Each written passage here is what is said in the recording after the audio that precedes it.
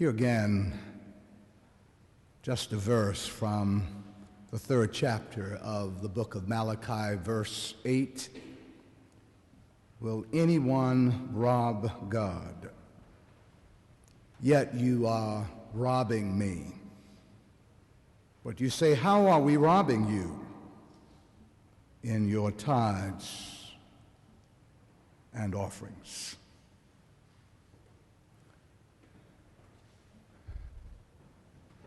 Last week, we embarked on the journey of waiting, this period of purple pondering. We lit the first candle of Advent, the candle of hope, and we read biblical passages that propelled us into the future to consider the end of time, the apocalypse. This Sunday, as we lit the second candle of Advent, the candle of peace, our readings have taken us in the opposite direction. On the second Sunday of Advent, we are called and pulled to a distant past to hear the words of the ancient prophet, the prophet Malachi. Malachi tells of a figure who is coming to prepare the way of the Lord. He speaks of a messenger who will purify people's hearts. God is sending an emissary, writes Malachi, who comes intending to cleanse your souls, to use the broom and the sweeper and to cleanse our souls. This is a word from the distant past. And the messenger Malachi goes to the people of Israel and delivers what he says is God's love letter, expressing the pain of God's unrequited love. He announces that the creed of the universe says, I have loved you, I have delivered you, I am your parent, I am your partner, I have entered into covenant with you, I have married you, you became my people, and I became your God, your companion, your keeper, your provider, and yet you have despised me and dishonored me, and you have withheld your substance from me, who withholds nothing from you. The messenger Malachi says to the people that the relationship has been one-sided, and one-sided relationships never work. He even accuses the people of despising God, and the people in astonishment turn to Malachi the prophet and say, what do you mean? How have we despised God? We're here in the temple every week. We're going through all of the rites and rituals, saying all of the right words. We followed the letter of the law. We have no clue. How can this be? And the prophet answered, you have despised me by offering polluted bread on God's altar. You have not given yourselves totally and completely. You have given less than your best. Try that for taxes or tuition or rent or mortgage or clothes or the car note. All of these must consist of serious, regular, and substantial payment. And yet we think we can stroll into the presence of the Almighty and do less for God than we do for ourselves, our conveniences, and our creature comforts. Malachi accuses the people of robbing God. And the people said, but how have we robbed God? And Malachi announces, you've done it by withholding your tithes and offerings. You've done it by withholding yourselves from me. It has been a robbery without a weapon. No threats, no shakedown, nice, polite people looking good, but a robbery you've committed nonetheless. And as I thought about this word from the distant past, from the ancient prophet Malachi, I was reminded that robberies still happen today, often committed by upstanding, respectable people in holy places, at sacred sites, that they are thieves in the temple. Thieves who say the right things but don't do the right things. I don't know if you saw this past week the front page of the New York Daily News. The headlines read, "God isn't fixing this." I don't know whether you saw those headlines, front page of the New York Daily News. I thought it strange at first glance. God isn't fixing this. But then as you look closer, you see that there were quotes from Republican leaders after the shooting in California, and the quotes from Republican leaders saying, "We are praying for you. We are praying for you. We are praying for you." Quote after quote. "We are praying for you," over and over again. "We are praying for you." They were words, but no works. Words, but no works. Words, but no works. From people who have the power to change the gun laws. Won't stop it all, but it can make it a little harder. God isn't fixing this. The world is waiting not just for people to say the right words, but for people to do the right thing. Robbing God, defrauding God, saying the right words, but not doing the right things. As a matter of fact, you know, I don't know whether you've heard, just this past Sunday right here at Park Avenue Christian Church, 1010 Park Avenue, the Park Avenue Christian Church, New York City, around 11:30 a.m., a robbery was committed. Yeah. An undetermined amount of money was stolen. And this doesn't appear to be the first time the crime has been committed. The evidence strongly suggests that this is only one of many unchecked offenses that have been going on for a long period of time. The evidence also suggests that it was an inside job. There were no signs of forced entry. 100 people or so present at the scene of the crime. At least 80 are suspected of actively participating in the robbery. None of the suspects have been apprehended. The authorities are still investigating. One of the authorities commented that in all of his years of investigating robberies, he's never seen anything like this one before. Large sums of money missing, but no money seems to have changed hands. The money appears to have been stolen from God, and without a struggle. It appears to have been a robbery without a weapon. No arrest warrants have been announced or issued. The judge in the case, who's also God, seems to have no interest in pursuing the suspects or having anyone prosecuted. The judge has indicated a willingness to suspend the usual sentences in a case like this and pardon all who will vow never to commit this crime again. This was the message of the prophet Malachi from the distant past to the ancient people of Israel. And it's the message for us today. It's a word of pardon. It's a word of grace and promise. It's a word of hope and peace. But even as the prophet extends this word of grace, he does not shy away from speaking the truth, like that fiery prophet John in the wilderness about preparing the way of the Lord. Malachi says to the people and to us that we prepare the way of the Lord by giving of ourselves to God. God isn't fixing this. That is, God isn't fixing this without us. God isn't fixing this without us. The way we make the path smooth and fill the valleys and lower the mountains and straighten out the crooked places and smooth the rough patches so that all flesh will see the salvation of God is by giving,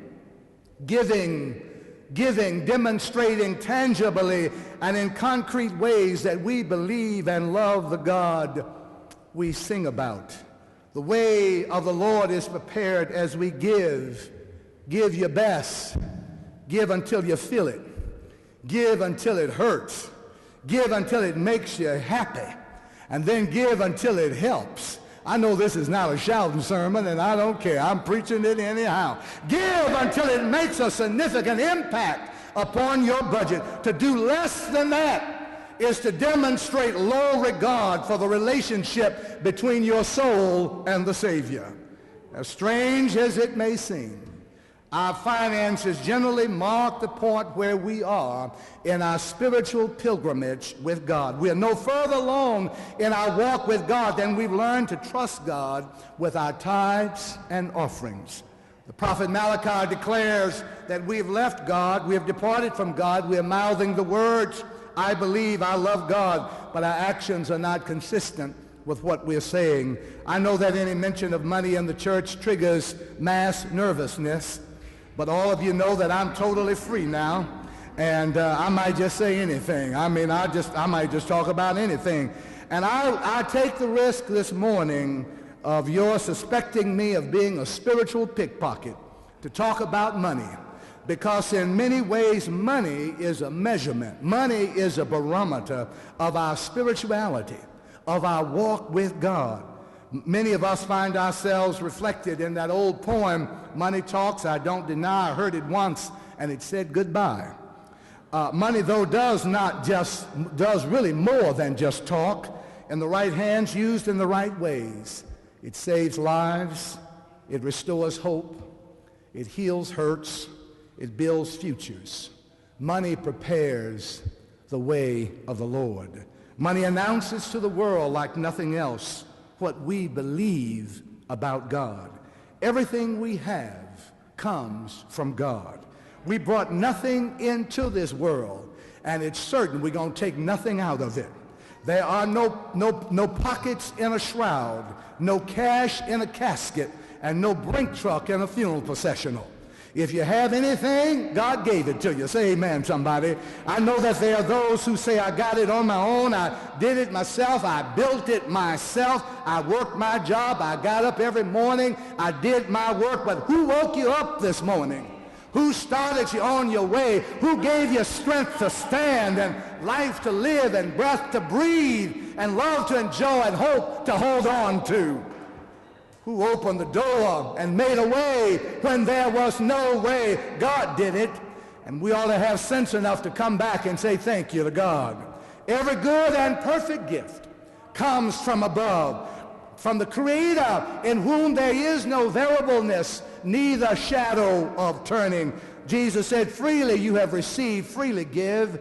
Paul said, what have you got that you didn't receive? When will we learn to shout like Paul, I am what I am, but by the grace of God. So Malachi accuses the people of robbing God. The people say, how have we robbed you? And Malachi announces, you've done it by withholding your tithes and offerings. But if you really want to pick up the shattered pieces of your lives, put them back together. Here's how you do it for starters. Bring all the tithes into the storehouse.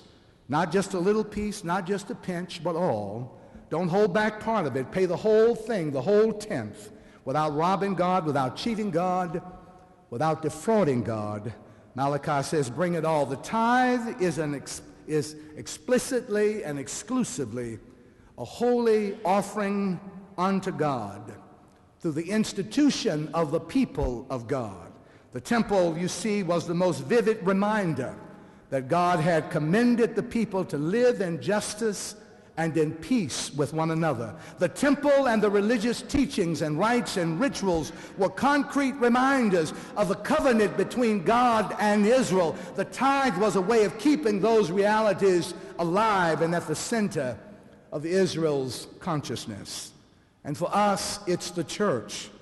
The church is a central agency of God on earth. And as long as we faithfully bring our tithes into the church's treasury, the church will have sufficient resources to meet human needs, and the way of the Lord will be prepared, and the gospel will be preached, and missions will grow throughout the world. Now, tithing, just as I'm wrapping up this little word, is not a business deal with God. It's not a matter of earning our way into God's favor. It's not a matter of hoping that God will cause your stocks to split and your cash to grow and your sales to double. If you're tithing in hopes of buying your way to heaven, forget it. Those tickets ain't for sale. No, they're not. They're free, paid on Calvary's cross and received by us through faith. Tithing is not a legalistic requirement where I place my 10% with a divine investment counselor who guarantees me a return. No. Tithing is simply a biblical standard of giving. It's a spiritual discipline. It's saying yes to God. Yes, God, I accept your love for me and for all of humankind, and I intend to manifest that love in all my relationships. The tithe is a basic admission that God is the source of your life. God has made a motion in plenitude. I second the motion in gratitude in the giving of my tithes and offerings. I know there are those who say, well, the reason I don't tithe is because I can't afford to tithe. I would if I could, but I can't afford it. If I had the kind of money Mark Zuckerberg had, then I'd give $1 billion or $2 billion away. Yes, I would. I'd set up me an LLC and give $1 billion or $2 billion away. But listen, my friends, the question is not what would you do with the $1 billion or the $1 million, but what you gonna do with the $1 and the $1/4 you got. That's the question. Somebody say amen. I know I'm talking. Yeah, what you gonna do with the $1 and the $1/4 you got? Talk about now. You're not supposed to afford it. It's not yours to afford. It belongs to God. You can't afford not to tithe. You can't afford to rob God, weaken the church, and deprive the world and hurt yourself. No one is too poor to tithe. Listen, the best time when you don't have much, the best time to cross the creek is when the water's low. Yeah, that's the best time to cross. Don't be like that man who had nothing, went to the pastor and was instructed to start tithing even with nothing. He just walked by the table every Sunday and waved his hand. Didn't have anything to put in there. But then God helped him, got him a job, and he started making $10 a week. His tithe was $1. He was glad to give it. He put that $1 in. Soon he was making $100 a week, and his tithe was $10. Put it in every week. He was glad to give it. And then he was making $1,000 a week. Then his tithe was $100 a week. He was glad to give it. And then he was making $100,000 a week. And his tithe was $10,000, and he put it in.